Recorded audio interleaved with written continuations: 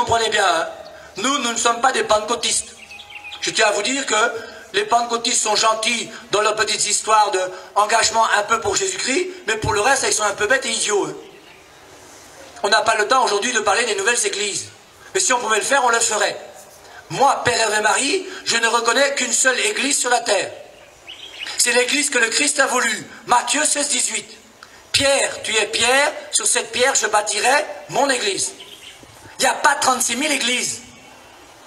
J'en profite pour vous rappeler qu'aucun homme sur terre n'a le droit de fonder une église. Un fondateur d'église est par essence un type idiot. Parce qu'on ne peut pas fonder une église. Fonder une église, ça n'a pas de sens, mes amis. La seule personne qui peut fonder une église s'appelle Dieu. Et l'église n'a été voulue que par Dieu. Et le seul Dieu qui a fondé une église s'appelle Jésus. En dehors de l'église de Jésus, il n'y a pas d'autre église sur la terre. Tout le reste est du boucan. On vous trompe.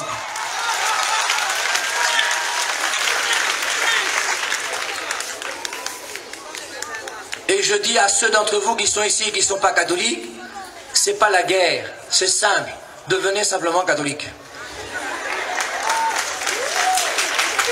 Et la raison, c'est laquelle? Première raison, hein, on ne va pas aborder, on va continuer à la nouvelle naissance.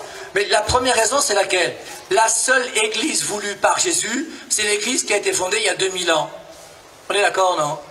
Et l'église fondée il y a 2000 ans, c'est laquelle? C'est nous. Le mot catholique est né en 110 après Jésus-Christ. Saint Jean l'apôtre venait à peine de mourir que Saint Ignace d'Antioche a désigné l'église d'Éphèse, l'église de Corinthe, l'église des Galates, l'église, différentes églises qui sont là, de l'église catholique qui veut dire universelle. Et cette église, c'est l'église universelle qui existe depuis que le Christ est venu et qui a pris le nom de catholique en 110 après Jésus-Christ.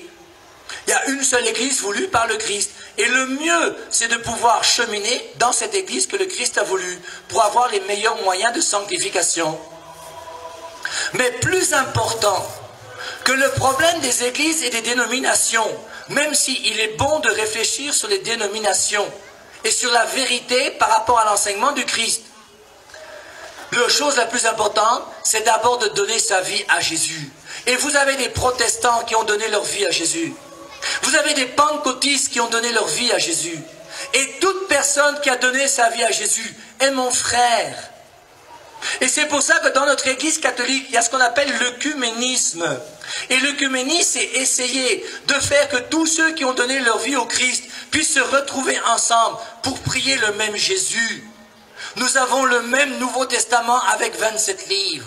Avant de commencer à s'engueuler les uns les autres, essayons de mettre en commun ce qu'on peut mettre en commun. Et c'est pour ça que l'Église favorise toutes les approches possibles avec des frères chrétiens qui ont reçu un même baptême, qui croient dans le même Christ et dans le même Nouveau Testament.